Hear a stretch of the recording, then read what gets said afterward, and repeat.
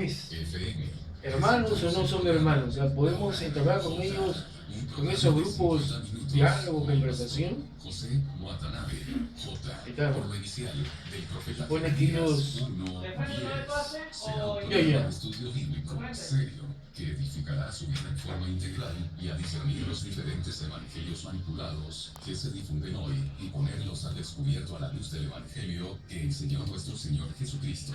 Será un programa participativo donde tu comentario y preguntas sí importan, así como ser un programa solidario en ayuda con los más necesitados. Con tu ayuda lo haremos. Así cumpliremos con nuestra misión de ser pueblo de Dios y el nombre de Dios comenzará a ser santificado. Este nombre de Dios será santificado. Muy buenas tardes, mis queridos hermanos y hermanas oyentes.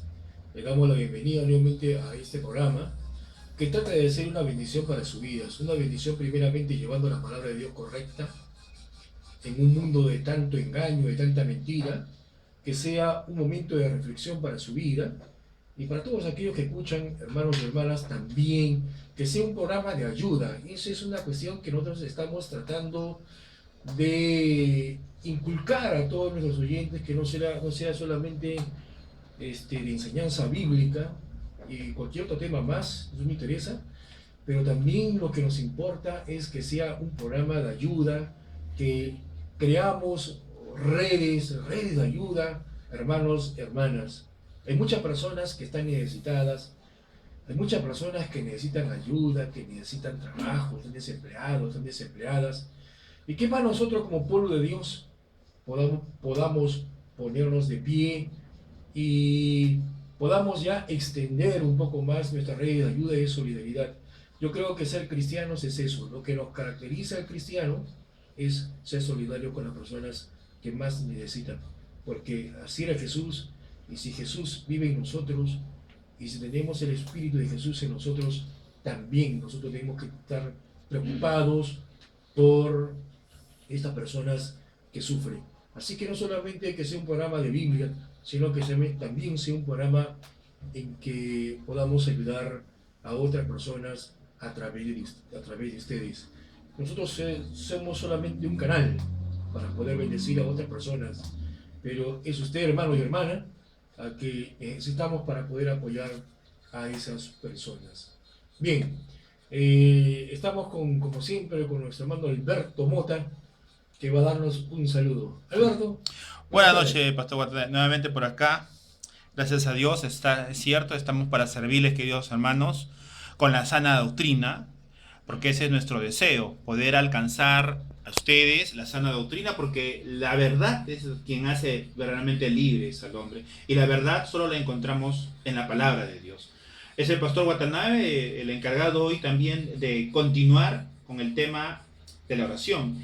Y queremos escucharlo hacer este resumen tan importante que él nos tiene preparado por hoy día. Así es que, sin más preámbulos, adelante, Pastor Watanabe. Dios le Muchas gracias, bendiga. Alberto, y dando saludos también a todos los oyentes, que están en Chimbote, la hermana Cintia, Saúl, especialmente le mando Lumber, que siempre nos ayuda para que este programa pueda salir. Es un saludo especial a Lumber Hernández y su esposa y la hermana Tirado, ¿no? Bien, nosotros el sábado pasado hemos estado hablando una primera parte sobre el Padre Nuestro, que es una oración dada por nuestro Señor Jesucristo. No es una oración de la Iglesia Católica, sino es una oración de nuestro Señor Jesucristo. La vez pasada nos quedamos solamente en las primeras 3 peticiones, de 7 peticiones que están en el Evangelio de Mateo. En el Evangelio de Mateo, vuelvo a repetir, hay 7 peticiones. En cambio, en el Evangelio de Lucas solamente hay 5 peticiones. ¿No es así? Yo quiero trabajar el Evangelio de Mateo, que tiene las 7 peticiones. Bien, voy a hacer un resumen de lo que yo expresé y comuniqué la vez pasada sobre esas 3 primeras peticiones que van dirigidas a Dios, aunque todas las oraciones van dirigidas a Dios, pero son peticiones importantes, ¿no? Y como le dije la vez pasada, en estas peticiones está el carácter del cristiano. Yo he visto muchos programas, muchas enseñanzas. Aún ahora yo he visto, ahí van a ver congreso, no sé qué cosas sobre oración, y he visto muchos títulos un poco, no sé, que me llaman bastante la atención, como un tema que dice la oración que abre los cielos, ¿no? Y realmente la oración que abre los cielos, yo muchas veces he escuchado que tiene que ver con el carácter de la persona, con el perdonar, o sea, llegar, tener una oración correcta delante de Dios y que no haya ningún impedimento, ¿no? Ante Dios nuestra oración. Muchas veces es que el pecado es aquella cosa que nos impide llegar hasta Dios. Bueno, en cierta manera tiene razón, pero hay una oración que enseñó Jesús, pues, y para mí lo que enseñó Jesús es lo primordial. Lo demás pueden ser opiniones, ¿no? Lo demás pueden ser cosas derivadas de algo. Pero lo que a mí me gusta, y sobre todas las cosas, es las escrituras. Y hay que escudriñarla bien, entenderla bien, para no ser manejados ni manipulados de un texto por aquí, de un texto por allá, y agarro el texto por aquí, y otro texto por allá. De tal manera saco los textos de cualquier sitio, de todos sitios, y armo mi propia definición de lo que es oración. Ese tipo de hermenéutica o exégesis no se puede hacer. Ese tipo de exégesis hermenéutica es antojadiza y es una mala exégesis. ¿No es así? Usted no debe confiar en ese tipo de exégesis, que agarra un texto por aquí, otro texto por acá y por allá, ¿no? Uno del Antiguo Testamento, uno del... no, así no se trabaja. Hay que trabajarlo bien en su propio contexto y en sus propios libros. ¿No es así? En este caso vamos a trabajar el libro del Evangelio de Mateo. Y estoy enseñándoles la enseñanza primordial de Jesús. No es la enseñanza de cualquier pastor, de cualquier hermano. Es la enseñanza de nuestro Señor Jesucristo. Amén. Así que ese es nuestra columna vertebral sobre el cual todas las demás oraciones tienen que estar ancladas. Si las oraciones que les enseñan a ustedes, que está el congreso por acá, vamos a hacer el tipo de oración, otra oración, como si fueran nuevas revelaciones, toda oración tiene que estar derivado de esta primera oración, en la oración de Jesús. Y en la oración de Jesús, como hemos dicho anteriormente, hay un tipo de orante. Ese tipo de orante es la que Dios está escuchando. Ese tipo de orante que está en esta enseñanza de Jesús, al enseñar oración, ese tipo de orante es la que el Señor está buscando. Y es la oración que Jesús y el Dios va a escuchar. ¿No es así? O sea que ese tipo de personas que está orando aquí, este modelo de orante que está aquí, porque no solamente es un modelo de oración, sino también es un ideal de un orante que Dios está buscando, ¿no? Entonces, aprendamos primero el tipo de orante que Dios está buscando, que es el seguidor y el discípulo de Jesús. ¿No es así? Este tipo de oración, ¿quiénes son los que oran? Los discípulos de Jesús. ¿Quiénes son los que tienen el hambre y el corazón arraigado de hacer esta oración? Son los discípulos de Jesús. Así que por eso es importante aprender muy bien esta oración. ¿No es así? Lamentablemente que a veces nosotros los cristianos estamos tan arraigados, hermanos, a las cuestiones anticatólicas, que a veces no queremos estudiar ni profundizar el Padre Nuestro porque decimos que es de la Iglesia Católica. ¿No es así? Pero es de Jesús, pues. Y eso hay que entenderlo. Es una oración de Jesús, nos las hizo entender. Yo le voy a una clave de lectura. Siempre cualquier texto a analizar, usted tiene que conocer muy bien el contexto histórico del texto. A veces el contexto histórico se nos escapa, porque no vivimos en aquella época. Porque para conocer el contexto histórico hay que conocer un poco la época de Jesús, la situación social, política y económica de la cual Jesús pasaba y su grupo pasaba, y también es necesario conocer por qué las circunstancias por las cuales Jesús dijo esta oración, ¿no es así? O las circunstancias que ellos estaban viviendo. Cuando digo ellos, estoy hablando de Jesús y su grupo, y todas las personas de Palestina estaban viviendo para que Jesús pueda decir esta oración. Lamentablemente no conocemos el contexto por el cual surge esta oración, ¿no es así? ¿Cuál es la motivación que Jesús hizo esta oración y nos enseñó esta oración, pero cuando uno lee, uno puede encontrar claramente dos situaciones preocupantes que están en el texto.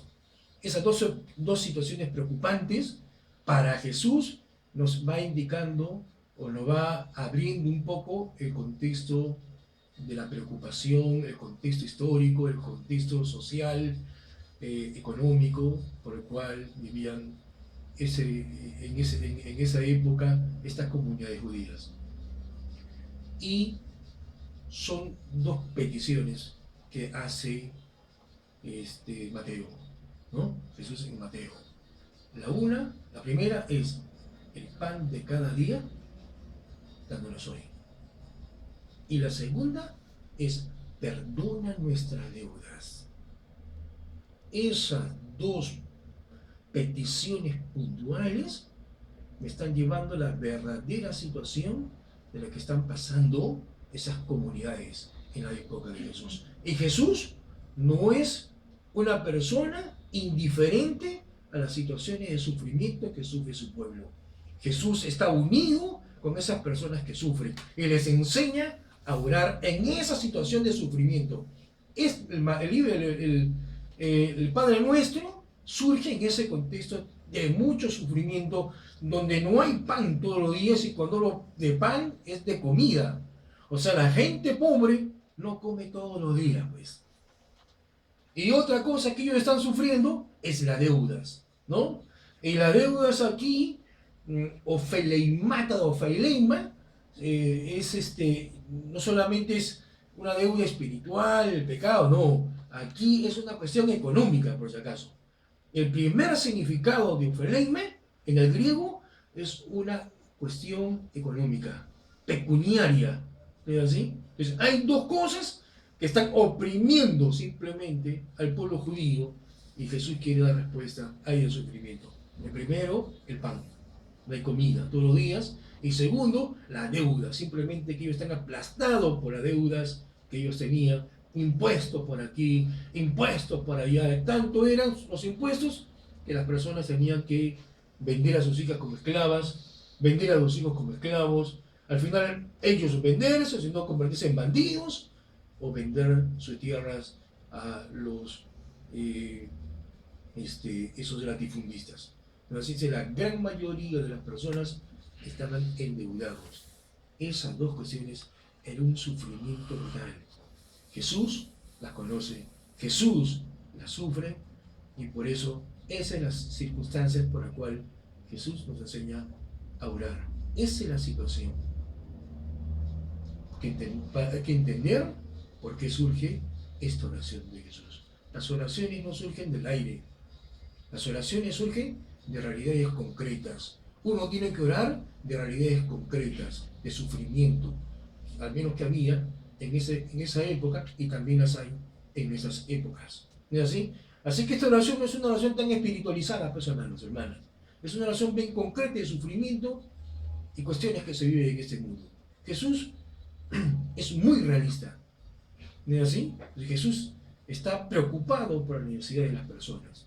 Así como Jesús tenía esa preocupación constante por la gente pobre, por la gente sufrida, todo aquel que tiene el Espíritu de Cristo tiene la misma preocupación que la que tuvo Jesús. Bueno, yo voy a resumir esas tres peticiones. Ya usted conoce un poco el contexto, ¿no es así? Lo que le he explicado, el contexto histórico, un poco que surge esta oración. Ahora, le voy a resumir las tres primeras oraciones. Las tres primeras oraciones, o peticiones, perdón, como he dicho anteriormente, están en el imperativo del auristo. Esto quiere decir que las oraciones son urgentes, de urgencia. El imperativo del auristo quiere decir urgencia. Lamentablemente que en nuestras traducciones no está ese sentido. En las traducciones que tenemos nosotros, dice Padre Nuestro, ¿no? Que estás en los cielos, santificado sea tu nombre, ¿no? La primera petición es a Dios, es santificado sea tu nombre. Pero si realmente se traduciría el imperativo del auristo, de santificar su nombre, la verdadera traducción tendría que hacer una paráfrasis y decirle: que el nombre tuyo sea ya, urgente, santificado hoy. ¿Es así? Así igual, cuando dice, venga tu reino y hágase tu voluntad. Esas tres peticiones están en Oristo, del imperativo del Oristo, y significan urgencia. Nos hemos dicho anteriormente ya lo que significa santificar el nombre de Dios. ¿No es así? O sea, ellos se supone que se vivía en una época donde el nombre de Dios estaba por los suelos, pues. O sea, el testimonio del pueblo de Israel era un testimonio que no magnificaba ni glorificaba el nombre de Dios. El nombre de Dios había sido vituperado entre los gentiles, entre las gentes. Se supone que el pueblo de Israel fue llamado para que la gente que no conoce a Dios glorificara el nombre de Dios a través de la conducta y de las prácticas sociales, políticas, económicas que tuviera el pueblo de Israel. En el libro de Deuteronomio capítulo 4, versículos 6, 7 y 8, lea esos versículos, ustedes se dan cuenta cuál es el propósito de Dios para con Israel. Él dice, estas leyes yo les mando a ustedes para que sean un pueblo sabio y entendido. Entonces las demás naciones dirían, asombradas, las demás naciones dirían, ¿qué pueblo sabio y entendido es este? ¿Y qué pueblo tan privilegiado que el Dios de Israel está en medio de ellos? Entonces la gente daría ese testimonio y el nombre de Dios se vería glorificado. Ahí es cuando Dios, el nombre de Dios es glorificado por la conducta de su pueblo, que es una conducta compasiva, una conducta misericordiosa, de ayuda solidaria. Entonces simplemente la gente se asombraría. ¿Qué leyes tan justas tiene este pueblo? ¿No es así? Y lamentablemente que al transcurrir los tiempos, el pueblo de Israel, en vez de glorificar el nombre de Dios, porque para glorificar el nombre de Dios no basta decir como en las iglesias, gloria a Dios, ¿no es así? Eso no es glorificar a Dios, ¿no es así? Glorificar a Dios es con las obras del pueblo de Dios, para que la gente de afuera glorifique a Dios a través de nuestra conducta. Entonces, sería glorificado el nombre de Dios, pero lamentablemente, el pueblo de Israel no cumplió, se desvió de las normas de Dios, de la ley de Dios. Fue un pueblo opresor, fue un pueblo que no se interesó absolutamente en nada de la necesidad de sus pueblos, no se interesó de las viudas, no se interesó de la gente pobre, no se interesó de los huérfanos, para nada. Solamente esos reyes eran unos estafadores, lo único que buscaban es su propio pecunio, lo único que se preocupaba es su propio bienestar, y mantener la élite, mantener ahí su lujo y todo ese mundo del mundo cortesano, ¿no es así? Eso fue, en vez de glorificar a Dios, ya que fue una especie de manchar simplemente el nombre de Dios. Entonces, ante esa situación, hay que entender lo que significa, y la primera petición, santificado sea tu nombre, ¿no? ¿Y cómo va a ser Dios santificado? Él lo va a hacer, porque está en pasivo. Pero al decir que Él lo va a hacer, Él va a poner en nosotros, Él va a santificar su nombre a través de nosotros que somos su pueblo. Él va a poner en nosotros, nos va a quitar, como dice el libro de Ezequiel, el corazón de piedra que tenemos, y va a poner un corazón de carne y el espíritu en nosotros para poder entender y encaminarnos hacia las buenas obras. ¿No es así? Es una cuestión de Dios que va a ser en nosotros, para que nosotros como pueblo de Dios y la gente de afuera que no conoce a Dios, glorifique el nombre de Dios. ¿No es así? Esa es la intención de este versículo, de esta primera petición. Y es una urgencia que el nombre de Dios sea santificado, ¿no? Y que el nombre de Dios sea santificado nos va a llevar a otras cosas más, como la segunda petición: venga tu reino. Cuando venga el reino de Dios, y hemos hablado mucho sobre el reino de Dios, entonces cuando venga el reino de Dios, ahí sí totalmente pues el nombre de Dios será santificado, porque el reino de Dios es un mundo entero donde conoce a Dios. Así como dice Isaías, el conocimiento de Dios es un conocimiento como la mar, ¿no? Que inunda el conocimiento, el mundo, el pueblo tiene un conocimiento como el mar lo inunda. O sea, todos hacen la voluntad de Dios. Y cuando todos hagan la voluntad de Dios, el nombre de Dios será totalmente santificado. ¿Es así? Pues el reino de Dios es el gobierno de Dios, el dominio de Dios, y es un gobierno, es un reino simplemente de justicia para todos. Y el otro es un paralelo al anterior, cuando dice venga tu reino, el otro es hágase tu voluntad. O sea, cuando viene el reino de Dios, es lo mismo que decir hágase tu voluntad, ¿no? Así como en el cielo, así también en la tierra. Estas tres peticiones están, como dije antes, en el imperativo del auristo. Eso quiere decir que el orante está buscando desesperadamente estas cosas que ya se den ahora. ¿No es así? Está buscando que el nombre de Dios sea santificado ya ahora. Está buscando que el reino de Dios venga ya ahora, para que se acaben todas las injusticias, para que se acaben todas las maldades en la tierra, toda opresión, todo abuso, todo llanto. ¿No es así? Y eso va a traer, pues, que se haga la voluntad de Dios en la tierra. Urgente.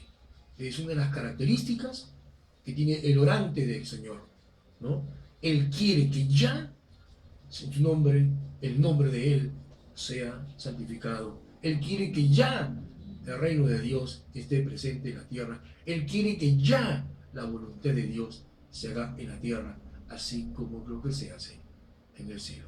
Así que, hermanos y hermanas, ese es un primer punto que uno debe entender y conocer en toda oración.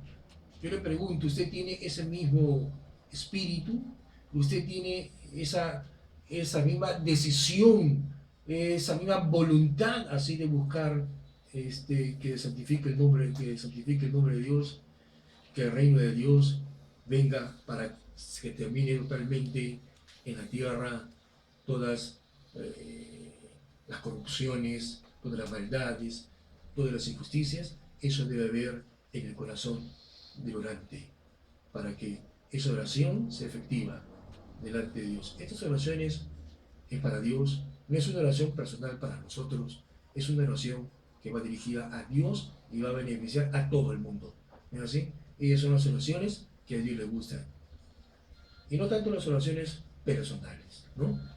Que son más individualistas. Las otras 4 peticiones, ahí sí están en nosotros y en primera persona plural. La primera petición, como le dije antes, es el pan, ¿no? Y acá yo quiero un poco detenerme. Dice, el pan nuestro de cada día, dánoslos hoy. El pan nuestro de cada día, dánoslos hoy. Hay muchas personas que lo han interpretado de diferente manera. Hay muchas personas que aún interpretan escatológicamente, ¿no es así? O sea, como el pan del mañana, dándolos hoy. El texto es bien claro. El pan de cada día, dándolos hoy. Porque ellos simplemente es un orante que sufre. Es un orante simplemente que no tiene pan y todos los días. Entonces él quiere que pan haya pues todos los días. ¿Y cuando hay el pan todos los días? Cuando el reino de Dios ya esté asomándose, ¿no? Por eso viene la primera petición, que el nombre de Dios sea santificado, que el reino de Dios venga y que la voluntad de Dios se eche en la tierra. Entonces, cuando esas 3 cosas estén dándose, el pan habrá todos los días. ¿No es así? Habrá comida todos los días para todos los seres humanos. Ya no habrá escasez de alimento, ya no habrá sufrimiento, se acabará. Es una petición, esa es la 4ª petición del pan. ¿No es así? Vamos a tener un pequeño descanso de 5 minutos y retornaremos para las otras peticiones y hacer ciertos comentarios más. Muy bien, hermanos, Dios los bendiga.